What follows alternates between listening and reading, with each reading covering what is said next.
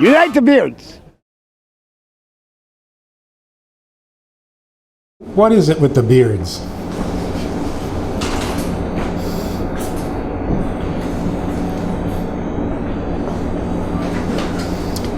We have this program in Minnesota. We call it Inward Bound. We go fishing. Take 10 guys.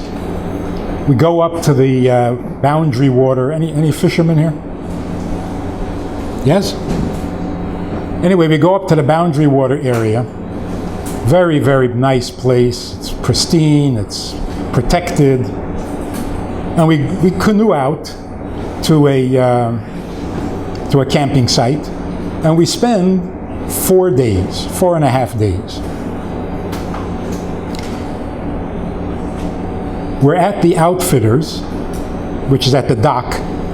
People are going out on their trips, and some people are coming in from their canoe trips.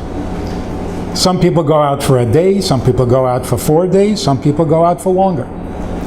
So as we're standing there loading our canoes, a canoe comes in with 2 guys, and they look really, they look like they've been through the ringer. They haven't washed, and somebody says to them, "How long were you out?" They said, "About a month." For a month, they're living on the fish they caught and the berries. So they looked a little grungy. Anyway, these guys turn around and they see me. And they said, "How long have you been out?" So I said, "I don't know. What year is it?" What's with the beards? This guy had a very long beard. A guy. Somebody came over to him and said, "I have one question for you. I'm just wondering. When you sleep, do you sleep with your beard above the blanket or under the blanket?" After that, he couldn't sleep for weeks. He tried it above, but it didn't work. Nothing worked. The beards are both traditional and modern. It's traditional for some reasons. It's modern for other reasons. But what is the true significance? Men have beards, women don't. You've heard about this? What is that? The Torah says, tradition teaches us, the hair, the facial hair, actually grows from the head towards the heart. Men need to have some connection between their cerebral self and their emotional self. So the beard is actually like a flow of energy that connects the mind and heart. So that what we understand also becomes a feeling, it also becomes our identity. Otherwise, we could remain so cerebral that it never really affects us. So the beard is actually a flow of concept to experience, making the ideas real to the heart. For most of history, on and off, people had beards. It's not limited to any one group. Could be that there was a time when beards were popular because they hadn't yet invented razors. But for whatever reason, men were always comfortable with beards. Other times, it became more common, more popular to not have a beard. But the need for mental energy to flow to the heart is a universal constant. The theme tonight, uniting the beards, the chassid and the hipster. Those who are comfortable being called chassid, and those who are comfortable being called hipsters, we'll just use those terms. I'm not sure exactly who I'm describing here. The unity which has become necessary because life has thrown us together. The unity should begin in the mind and then flow to the heart. If it's not registered in the brain, if it doesn't make sense, if it's not compelling intellectually, then the heart is not going to get excited. And if the heart doesn't get excited, then what goes on up here becomes irrelevant.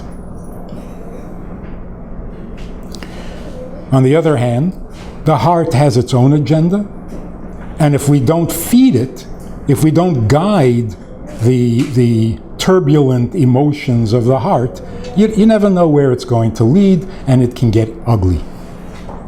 So the unity has to be solidly based. So as a philosophical introduction, there is love and there is unity. They're not the same thing. And the amazing thing is, or the surprising thing is, love does not bring unity. Unity invites love. Because unity means, basically, we need each other. We are united not through love. We are united through a common need. When people have a common need, they usually grow to love each other. Like soldiers thrown together in a battle, they come away very attached, very fond of each other because they needed each other really, seriously. So if there's going to be unity between any two groups, it would have to be based on a need. We need each other. I'm going to tell this little story. A mother back in St. Paul calls me up. I don't know her. She doesn't know me.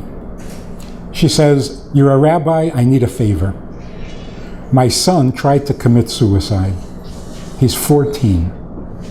They're holding him in the state hospital in the psych ward for observation for 48 hours. No one is allowed to visit. The place is like a prison because you have some seriously dangerous people up there. I've been there before, and it is not a pleasant experience. They have double barred the doors. One locks before the other opens. The windows are barred.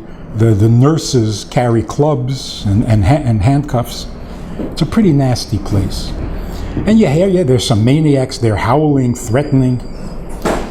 The thought of a 14-year-old kid being up there with these psychopaths, of course I agreed to visit. Only clergy can visit. So I go up there, and it's as nasty as I remember it. And I walk into this boy's room.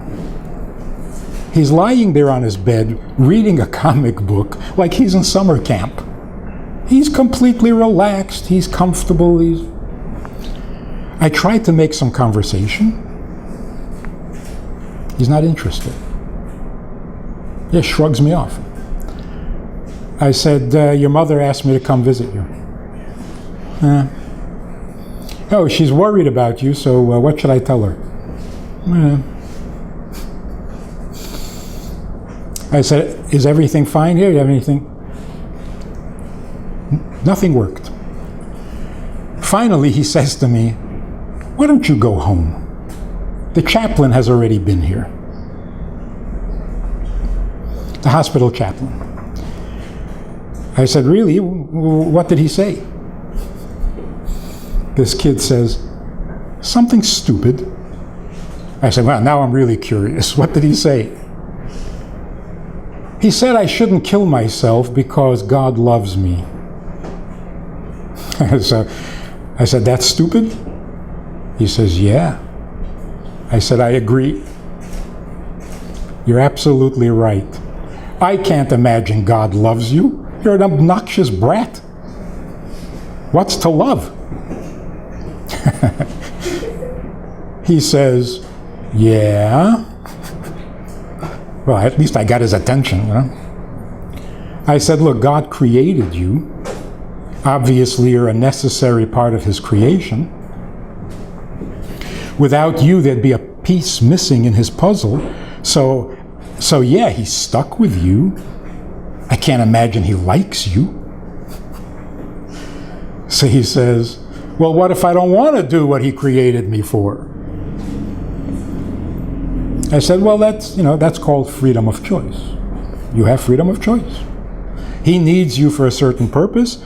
If you volunteer to do it, fine. If you don't, that's freedom of choice. But at least now you're saying something. Taking a position. I like, I don't like. Right? It didn't go much further than that. And I left. And on the way home, I realized that this boy is really onto something. He comes from a rather stable, nice family. It's not like he has terrible problems, like he's got the most miserable, unhappy life. So why did he try to kill himself? And now, he's lying there reading a comic book like everything's fine. He tried to kill himself because he was announcing to the world, I'm not necessary. I'm alive, but I don't have to be. I'm not necessary. So I've been alive for a couple of years. I tried it out. School is a little boring. I'll kill myself. What's the difference? I'm not necessary. Now, the chaplain comes along and says, no, don't kill yourself. God loves you. In his mind, God loves me? Well, there's something wrong with him. Because I'm not even necessary. How does love make sense when you apply it to something that isn't even necessary? This is, I think, a very important observation. Imagine parents say to their child, we never needed you. We don't need you, but you're cute, so we're going to keep you. We love you. Nobody wants to hear that. I mean, that may be good for a gerbil. You don't need the gerbil, but they're cute. A human being can't function like that. The first thing I need to know is that I'm needed. I'm necessary. My existence is justified. Now, if somebody loves me, that'll make it fun. But even if they don't love me, I'm necessary. I'm needed.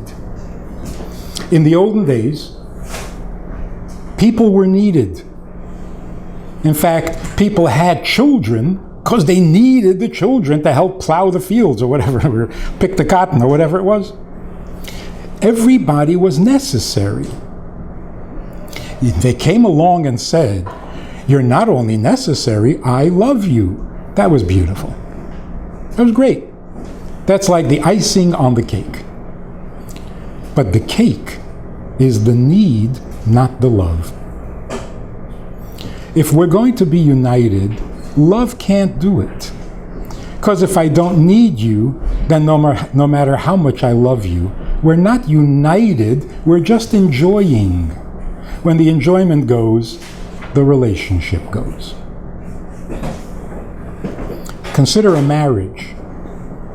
If you need love from your husband, or you want love from your wife, it's going to tear the relationship apart. Because if you're after love, then you're not really after me. So you don't want me, you want love. But if it's me you want to be united with me, then my love becomes significant because it's my love. A husband does not need love from his wife. He needs his wife's love. It's very different. They're not the same at all. You don't need love from your children. That's so immature. And besides, if you need love, go back to your mother. That's where love comes from. Not from children. What you do need is your children's love. Why? Because your children are necessary to you. And then everything about them becomes lovable, desirable, and important. If there's going to be unity, we have to start with need, not with love. Love is the icing, it's not the relationship. We need each other. Partly because the world is a universe, and if we don't get together, if we don't work together, if we're not united, the world will never be what God intended it to be or what we would love to see it become. There are no unnecessary parts in the universe. There certainly are no unnecessary people. So either we get together and unite, or we tear ourselves apart. On what grounds do we unite? How do we need each other? Let's talk first from a Hasidic perspective. We are taught for the last 3,000 years that God created the world with a vision. A world that is a home, a pleasant, comfortable place for God Himself. Or in simple words, a God-like planet. In order for that to happen, the planet has to invite God. He can't impose Himself, because that's not a relationship. If we are here to do and to serve God's purpose, then I cannot be content. I can't be satisfied with the fact that I'm doing my share. If I'm doing my share and you're not doing yours, then God is not getting what He needs and the world is not becoming what He envisioned. So what am I happy about? That I'm off the hook? That's not good enough. I'm not here to get off the hook. I'm here to help complete the job. And if I can't do it myself, then I need you. I cannot satisfy my existence unless we're both doing what it takes to make the world godly. Now, there's been a lot of confusion. There's been a lot of heartache and disappointment in the transmission of these values and these teachings. Because of wars, dislocations, we've not had a very stable existence. And so it gets interrupted, it gets garbled, and it's very likely that the message becomes somewhat polluted by artificial influences from temporary philosophies, from other philosophies that don't fit, and all of a sudden we have a philosophy that nobody can really get excited about. For example, you're taught that God is the judge. God is the ruler of the world, and you better behave yourself. That's the image. Now you read the Shema, and it says you should love God with all your heart. Excuse me, He's not lovable. I'll try, but it's not going to happen. I can't love Him. He's not lovable. There's nothing lovable about Him. So I get frustrated. At first I blame myself. I tell myself I'm not a good Jew. I tell myself I'm not a holy or godly person. Well, that's not comfortable. So eventually I tell myself there's something wrong with the whole system. There's something wrong with the philosophy. 4,000 years of wisdom goes down the drain. The Baal Shem Tov came along and noticed that this was happening. So he basically reshaped our thinking of God. He said, I want to tell you something that is absolutely essential to life, all life. God needs you more than you need Him. That make any sense? If you think about it, it makes perfect sense. God created us. Our needs are temporary. In fact, our needs are artificial. Like, I need to eat. I don't need to eat. I need to diet. I need to not eat. And I can't. So where did this need come from? It's not mine. And how long will it last? You know, you get a little older, your appetite starts to wane. So it's not a real need. But if God is eternal and He needs, well, then He needs forever. It's a real need. So He needs us more than we need Him. So when He gives us a commandment, He's not doing us a favor.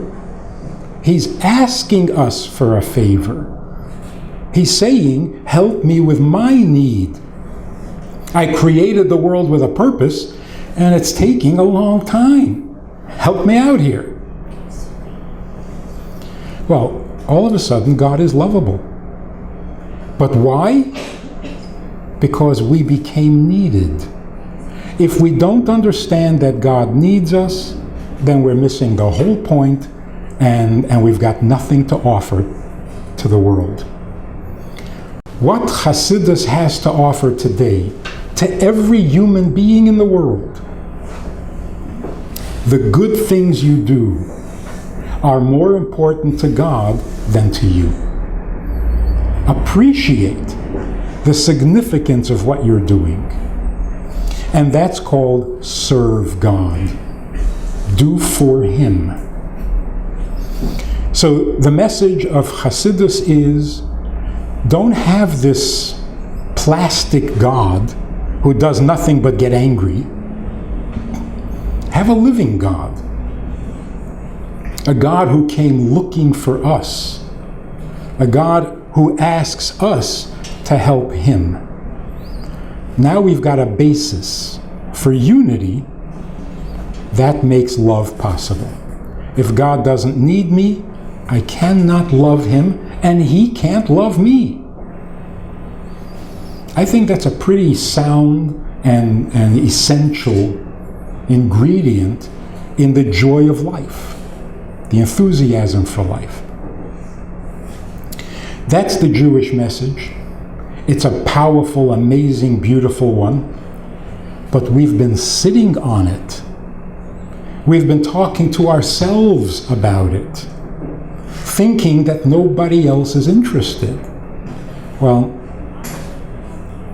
we can't keep doing that anymore. We need some fresh air.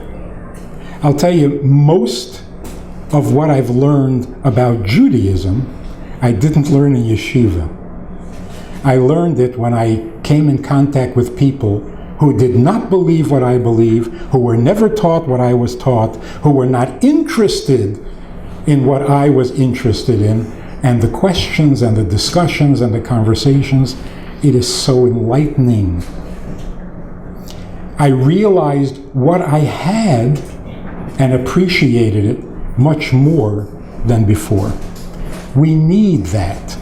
We need to become a little more cosmopolitan. We need to take our message out of the confines and air it to the world. It'll do us a great service, and of course, it'll make a lot of people appreciate their place in God's creation. So we need each other. We need to learn from people who think global, who are concerned for the whole world, who have overcome barriers between races, between cultures, between religions. That's an amazing accomplishment. Now we have to give this openness, this universality, this cosmopolitan capacity, we need to give it some real content. Now that we're talking, now that we're crossing borders, what is it we have in common besides good intentions? Because they're never good enough. So we have to go back to the tradition, to something that has been true forever, something that has worked under all circumstances, when life was good, when life was terrible. What is it that is universally and eternally true? There was a time we didn't care. We didn't think there was a universal truth. So we experimented. The 60s and the 70s. Experiment. Try. Who knows? Nobody knows for sure. Let's find out. That's frustrating. And I think most of us don't want that anymore. Somebody comes up with a new philosophy of life. We're not in. Don't give me a new philosophy. Try it out for 1,000 years and come back and tell me. But I don't want a newfangled idea. I want something that feels real, true, sound, and works, not just for today, not just for me, for everybody. An experience I had. I was in England. The BBC has a little program once a week where they invite somebody to give a 5-minute, or maybe even 3-minute, a 3-minute talk. A concept, an idea. I was invited to go do that. I go up to the studio, and there's this guy there, the technician. You know, he's pulling in the plugs, and he's making all the connections, doing all these things. And he's kind of talking to himself. And he says, another bloke who thinks he can say something to 800 million people. Because the BBC goes out in all sorts of languages. It reaches 800 million people. And he's been doing this for a while, and he's just laughing at people. You come in here and you make a little talk and you think it's relevant to 800 million people? He has never. So that got me a little nervous. The Rebbe had just that week made a suggestion. He said every school, every organization, every business, when they pay their workers, when they give them their salary, they should add $1 and suggest that that $1 be given to the needy. Because when you get your salary, you get what you need, you should think of someone else. So every school, every payroll, every organization, add $1 so that it's not just the two of you, but you're thoughtful of a third person who might need. That's what I said. I repeated the Rebbe's. And this technician says, I think you did it. Is this not relevant to 800 million people? Particularly those who are going to get the $1? There are universal truths. They're so much more interesting than newfangled ideas. They're so much more satisfying. Where are they being held? Where are they being kept? Why are people who are profoundly wise, who have a great tradition, why do they hoard? Why do they hide their wisdom? Who are they saving it for? The answer is we just got comfortable being parochial. The world got comfortable living in ghettos or giant walls or fortified cities, and there was no thought of reaching across those borders to share what you have, unless it was to conquer others and force what you have on them, and that's not always welcome. So we need to do something special. We have the opportunity, because borders don't scare us anymore. Differences don't scare us anymore. We're beyond that. But when you get beyond that, you gotta have something to say. Let's all get together. Let's all be one happy family. And what? If you can't finish that sentence, the noble objective kind of falls apart. So, we need each other. We need each other because the world does not get fixed piecemeal. We're either doing it all or it's not happening. We all know, Tikkun Olam, we are all here to fix the world. We are here to serve. Who are we serving? The Creator of the world, who has a vested interest in it.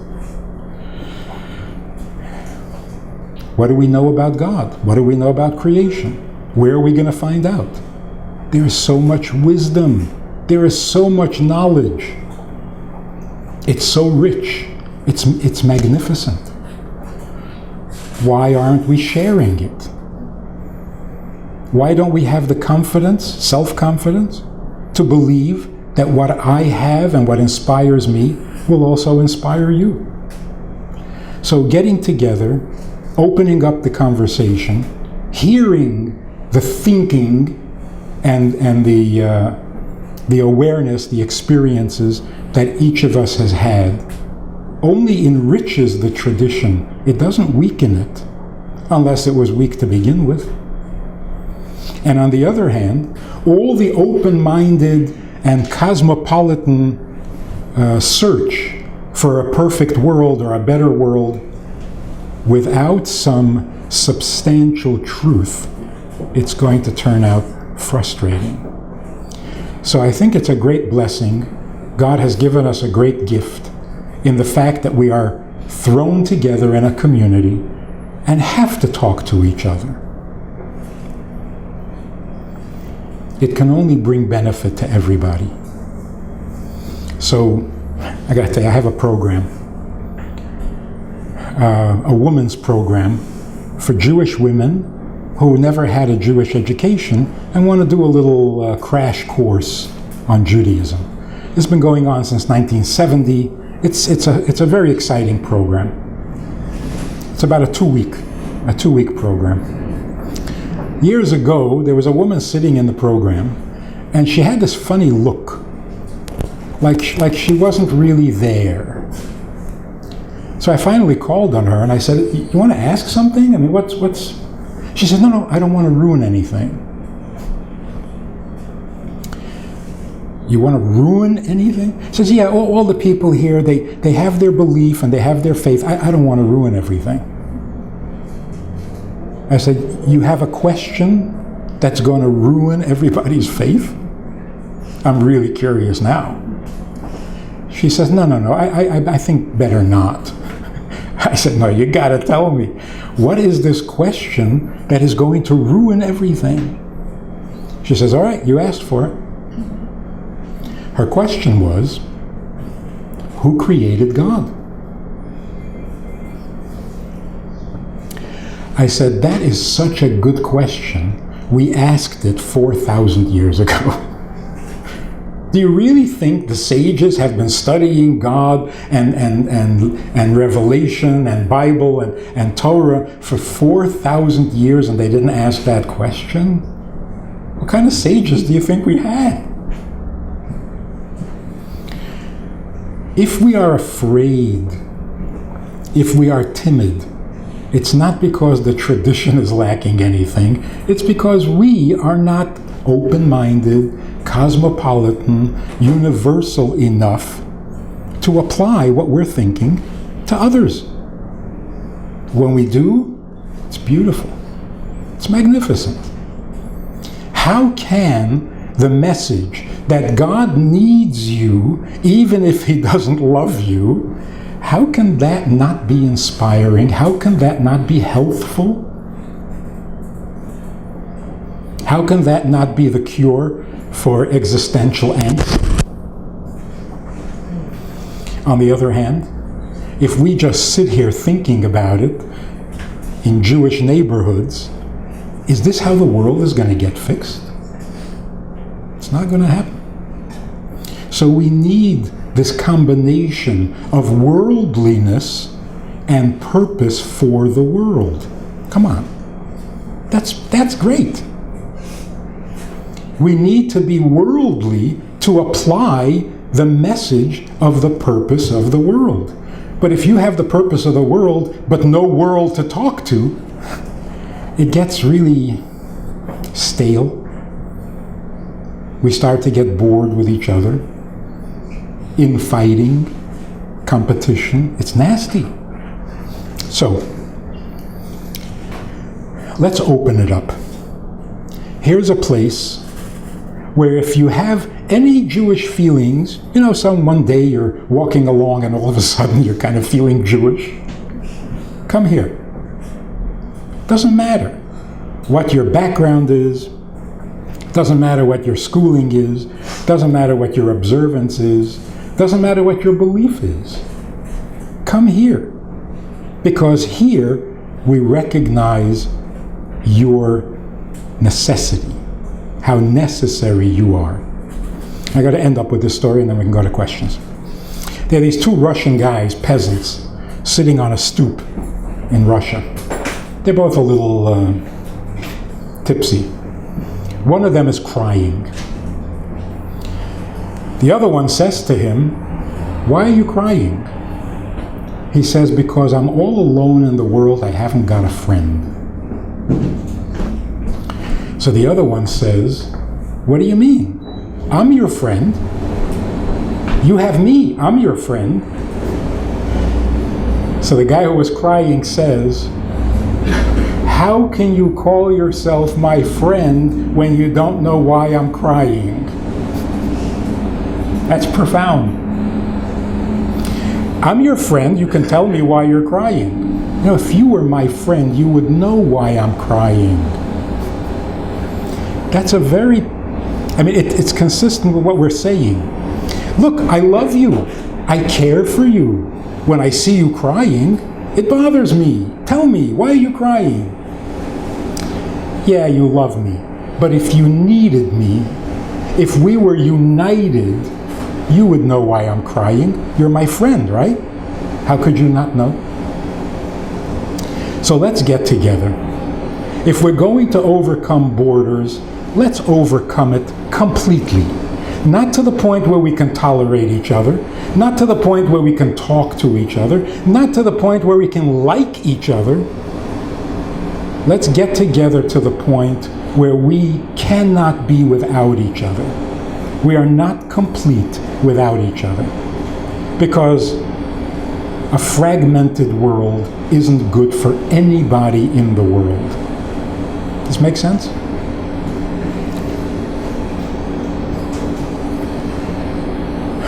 Anybody write a question yet, or?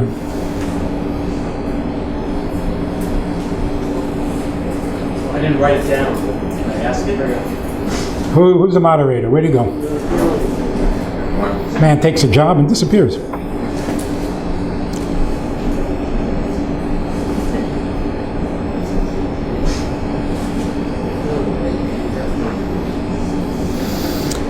Three questions. We'll start from the bottom. Can you be a chassid and not have a beard? Women are chassidim.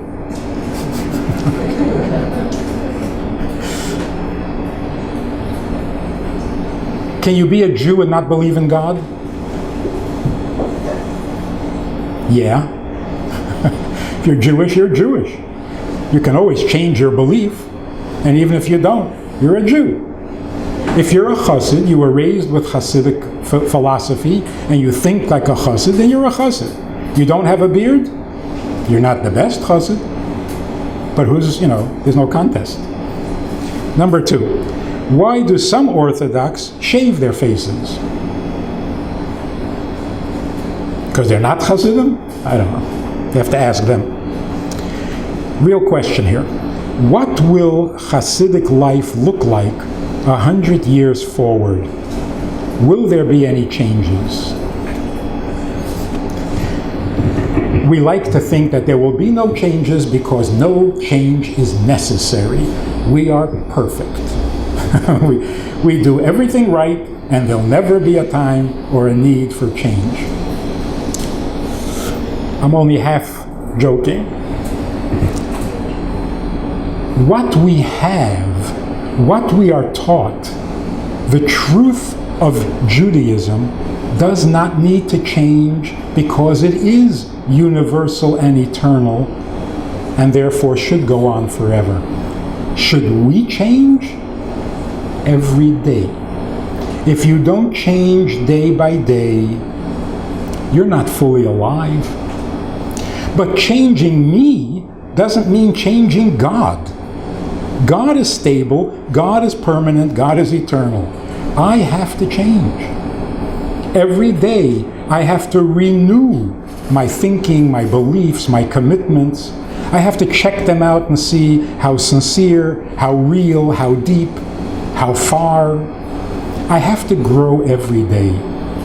And if you grow every day, then things will change. The only thing that doesn't change is God. And that's the great combination. It's a combination of an unchanging truth practiced by fickle, changing people in constant motion. That's a great combination. So if God changes, we'll be in trouble. If we don't change, we're in trouble. Any other questions?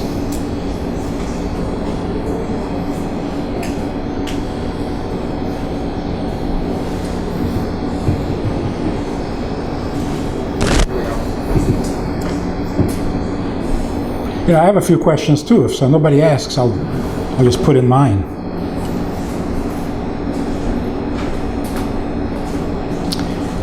If we are not afraid of borders, please help me understand the walls that Israel builds around itself. Obviously, I was being optimistic. We're not afraid of borders, and yet, you know, there's still a need for some kind of self-defense or protection. So we're not completely free of borders. But I was talking more of cultural borders, not military borders. I think countries should have secure borders, but that's just technical. That's military or whatever, not personal. So yeah, the wall in Israel, that's military. I'm talking about people to people. We've overcome. We've overcome. Not completely, but we've made great strides.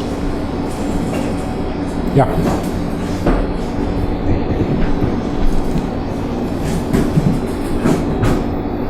What is the difference between God and nature? And who created God? We never did get around to the answer on that one. I think one answer to both questions. Nature is a structure of laws and facts that have recognizable limits. To understand nature, you have to define its limits. You want to understand the universe? First thing you have to do is determine the size, shape. You can't figure out the size, then this subject is too big for you. So science, the study of nature, is defining the limits where something begins and something ends. Anything that has a beginning and an end implies and suggests that there's a stronger power that gives it that limit. Because if, let's say, an atom was an independent being, why would it be so tiny? Why would it restrict itself like that? Why would it limit its talents? Can't sing, can't dance? What happened? So anytime we look at nature, we immediately notice that somebody, something restricted you. Even the sun, as big as it is, can only shine on one half of the earth at a time. And it also can't sing or dance, that we know of. Who did this to the sun? That's how we came to the conclusion that there must be a God. So what do we mean by God? A being that has no limits, and therefore nobody had to create him, because there's no evidence that there's a stronger force imposed on God. So God means an endless being, all capable, with no restriction and no limits, because there's nothing bigger or stronger. Nature, on the other hand, actually proclaims its limits and therefore suggests a creator. So who created God? There's no evidence that he was created. He doesn't look like a creation. So the real question should be this: how do we know that anything was created? Maybe trees were always there, the sun was always there, stones were always... How do you know it was created? Because we found the limit. Things have a lifespan, a half-life. So we know there are more powerful forces. When we get to God, there's nothing more powerful, so who says he was created? He doesn't have signs of being created. On the other hand, if God is so perfect and so infinite, why would he create a tiny little world with all its limits? How could God, all-powerful, almighty, infinite, and perfect, how can he take an interest in people who can't live past 100 years and can't grow past 6'9"? Tiny creatures. How could he possibly be interested? What could nature offer him? Here's the correct understanding of God. And those who think they're God should think this way. God is infinite not because he's big. God is infinite because he has no limit, which means nothing is too big and nothing is too small. Only a totally infinite God can take a real, gutsy interest in tiny things, because he's without limit. So when a person says, I'm not even interested in what sandwich you eat, how could God be interested? No, I'm not interested because I have only so much time and energy and I can't be bothered. God has plenty of time, plenty of energy, and he can be bothered. So he is. I think that's a more lovable God.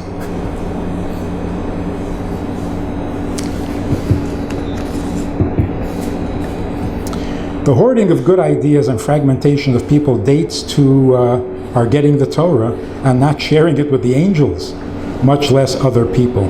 Only Chabad reaches out to the non-Orthodox. How will Chassids change to reach out to the rest of society? Well, I'll tell you the rest of the story. We try to reach out to the angels. It's impossible to talk to them. Have you ever talked to an angel? They are so holy that you mention God and they flame up. You can't talk to them. They don't have enough skepticism to even think about God.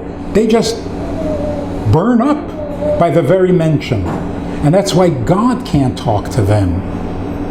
It's not that we kept the Torah from the angels. God kept the Torah from the angels. Because they're too excitable. You can't talk to them. When God comes to us, we can talk. Like the Noah routine, Bill Cosby's Noah routine. This is God. Really? Am I on candid camera?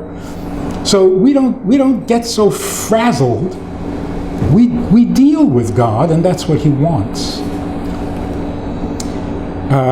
Chabad did pioneer the outreach, open borders, no exceptions, Jews are Jews, so on and so forth. But it has caught on. It has become pretty much universal. I was in Israel not long ago. There is no Jewish organization that isn't proud of the fact that they reach out. How well they reach out, we can quibble about that. But nobody believes in being insular anymore.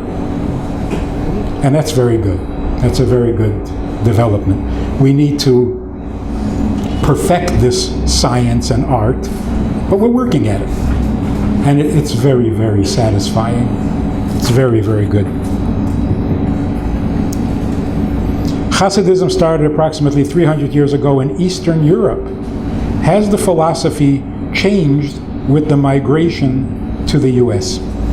In fact, the previous Rebbe, who basically was fighting Stalin in Europe, in Russia, was forced to leave. His hands were tied. He couldn't function anymore because they were after him constantly. So he decided to move to a place where he can conduct his activities freely, even in the Soviet Union. And he chose the United States. There were larger Jewish communities in other places. He chose the United States. And he once explained, he came to the United States particularly because Americans are cosmopolitan. Because Americans think universal. And we need to learn that. If we have a universal message, then we've got to think global. So that talent, that openness, that confidence that Americans have appealed to the Rebbe. Secondly, there was something very simple about Americans. Facts are facts. We're not so complex as Europeans used to be. I don't know what's going on now, but all of their old money and their old vendettas and their family feuds. The United States was more innocent of that, particularly in the Wild West. People were earthy, simple. It was fresh ground to start Yiddishkeit flourishing again. And it worked. It worked. So yes, something did change from Europe. We're not hiding anymore. That's a big change.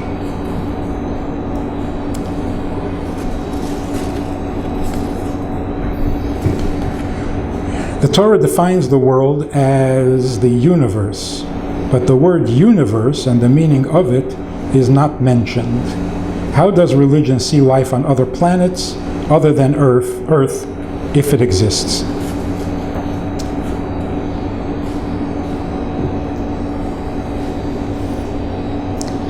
There's no reason to assume that there isn't life on other planets. Why should we assume that? In fact, it would be quite exciting if there was life on other planets. What form of life? Oh, I don't know. It'll be exciting to find out. But we gotta be careful. To say we don't believe something is not an intelligent statement. A scientist asked the Rebbe, do we believe in life on other planets? The Rebbe said, you're a scientist, go take a look. What are you sitting here and believing or not believing? Take a flight and go check it out. You're too lazy? Okay, don't turn it into a faith. I don't believe, I do believe. So why not assume that God created a magnificent universe? Who knows what's on those planets? Because don't assume to know that they're little green people, but other forms of life. The Torah defines the world as the universe, but the word universe and the meaning of it is not mentioned. Actually, the word universe is English, and it doesn't have a Hebrew counterpart. The word for world in Hebrew, in Torah, is olam. Kol ha'olam kulo, the world. And the word, the meaning of the word, is concealment. This world is a world that hides, it conceals. The waters, for example, hide all the life and all the activity that goes on underwater. It's concealed. The earth contains immense wealth, but it's concealed. The earth has a creator, but it doesn't admit to a creator. It seems to just sit there as if it always was. So when God created the world, He created a concealment which allows us to have freedom of choice. So that's why the universe is called Olam, to explain how it is that we gain this seeming independence so that we can either accept God or reject Him, listen to Him, not listen to Him. Where does this come from? He's the creator. Shouldn't we be compelled to be what He wants us to be? The answer is this is an olam. Here, God is concealed, leaving you free to either seek Him out or ignore Him. That's it? Anyone has a question they can ask when we drop. You want to just ask it out loud? Well, I just wonder if you could go back to the hipster community, the Hasidic community idea, and I'm wondering if you could just speak more about how you think the two communities how they would completely change with more interaction. Thanks. Yeah, the question is, practically speaking, how do the two communities, the Chassids and the hipsters, the bearded, how do we get together? Or what would happen? What do you see happening? Yeah. The first thing is, realistically speaking, we've got a big gulf. We're very different. We have so many differences. It's going to take a while. We're not going to meld. Hasidim are not going to become hipsters, and hipsters are not going to become Hasidim. We want unity, not uniformity. So it's going to take a while. But the beginning is a meeting of the minds. Talking, communicating, recognizing that we need each other. And then where does that go? Wherever it'll take you. It's like a Hasidic marriage. You don't really know each other. You get married. You're stuck with each other. Now work it out. Because you have unity, you just don't have any communication skills. But once you have the unity, work it out. Let's get the unity. And how it'll develop and how it'll, who knows? You know, like this kid in the hospital needed to know that he was necessary in God's plan. Is he lovable? We'll discuss that. We'll work on it. But like I'm saying, we try to create unity by having parties together, by loving each other. That has to be built on something solid. And that solid thing is, talk to me. Know my pain. Be necessary to each other. Then we can talk. And that's the one ingredient that we're still missing.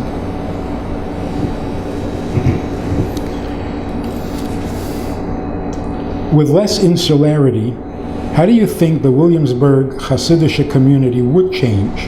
How do you think the hipster community would change in reaction to more interaction with the Hasidic community? Again, I don't know the details.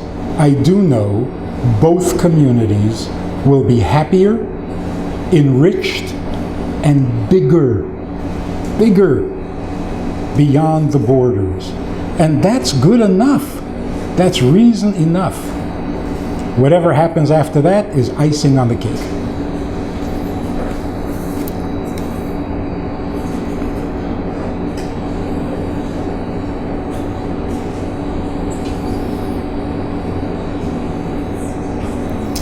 Our sages bring the Sambatyan as a proof for religion, why in fact, in today's knowledge, it's not found.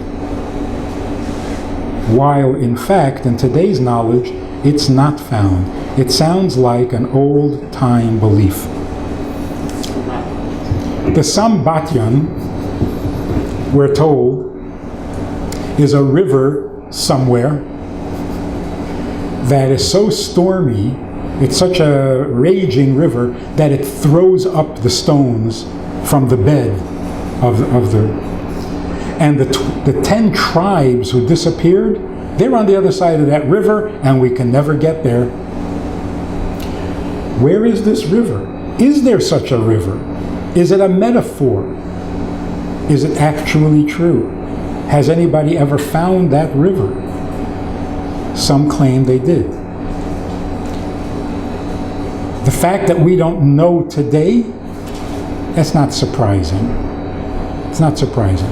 Either the river calmed down and is no longer identifiable, or there are places we still haven't discovered. We have not explored the entire planet. There's a lot more exciting stuff to be discovered. Why everyone who is Jewish has to be frum? It can happen that some souls fulfill their frum mission and go back to secular.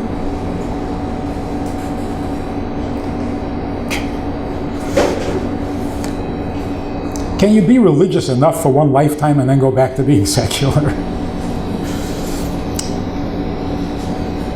Maybe I got to say this on another. No one should be religious. Religion does not help us overcome our borders and become one. Religion is not a Jewish concept.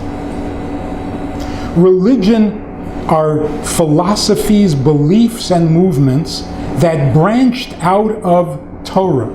Torah was never a religion and should not be a religion. If you described me as a religious Jew, I would be offended. It's an offensive word. Religious is too, it's too presumptuous, it's too self-righteous, it's too limiting. It's not what God wanted. I got to tell you this. There is no word in biblical Hebrew, in the Torah, there is no word for religion. It didn't exist until someone made a religion out of Judaism. We are not supposed to be religious. We're supposed to be Jewish. And why do you need to be more than that? So, what does frum mean? It's a bad word. If you put on tefillin every morning, are you religious? If you think that that makes you religious, you don't understand Judaism.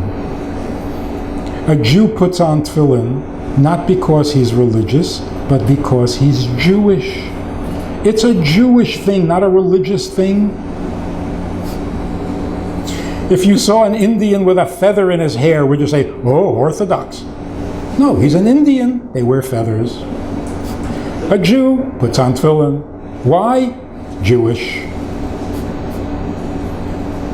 Why do we turn it into a religion and then isolate ourselves and then get into arguments? Who's more religious, less religious? Cut it out. Cut it out. God did not speak to religious people at Mount Sinai. There wasn't a single Orthodox Jew there. They were the children of Israel. And God said, if you're the children of Israel, do this for me. So we did. Who turned it into a religion? I understand. We lived in Christian countries and Muslim countries. They called their belief a religion, and we got stuck with that title. So you imagine a Muslim says to a Jew, so you believe in the Torah? Yes. So that's your religion? No. Well, if you believe in it, it's your religion. See, my religion says this. What does your religion say? And after a while, we couldn't fight it anymore. And all of a sudden, there were 3 religions. Don't do that. Don't go there. Let me end with one story. Everybody understand a little Yiddish? A few words? I'll translate. There was this little community in New Jersey years ago. They were all farmers, egg farmers. Eventually, the big corporations put them out of business. So they all went into construction. 30 families living outside of, I don't know, Tom's River. Anybody familiar?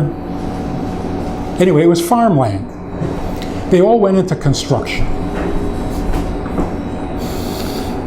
They all spoke Yiddish. They were from Poland. They all became wealthy. But they were so community-minded that the 30 families were like one big family. They had this rabbi there whose name was Rokeach. He came from a very famous, well-known rabbinic dynasty, Hasidic dynasty. But in the war, he lost a family, many children. He had a nervous breakdown, and he barely survived. When he came to America, he moved to that community, and these families adored him, felt terrible for him, so they appointed him their rabbi. He was shattered. He was a broken man. He was an alcoholic. But they loved him, and they felt so bad for him that they built him up. We would go to visit these families to invite them to put on tefillin, to send their kids to a Jewish school. Every Sunday we would go. And we had a number of families that we would visit every week. One guy, Chaim, was on our route as we got back to the highway, so he was the last stop every Sunday. Delightful guy, had the best bar in his basement, and we would stop there every week. Every week we asked him to put on tefillin, and every week he refused. Don't know why. Great conversation, great friendship, no tefillin. And we tried every argument. We said, tefillin is a big mitzvah. Next week we said, tefillin is such an easy mitzvah. It doesn't, put them on, say Shema, take them off. We said, your son is 11 years old. He's going to start bar mitzvah lessons soon. He should see you putting on tefillin. Do it for him. Nope. We got so desperate, we said to him, look, we come here every week. Do us a favor. He says, ask me for some other favor. He wouldn't. One Sunday we arrive and we go to visit this Rabbi Rokeach. He's all smiles. Unusual. So we asked him, what's so special today? He says, there was a bris, circumcision in one of the families, so we all got together. And it was Sunday morning, so those who are accustomed to putting on tefillin took out their tefillin and put them on. They took them off, put them on the table, somebody else put them on. He says a line was forming, people waiting to put on the tefillin.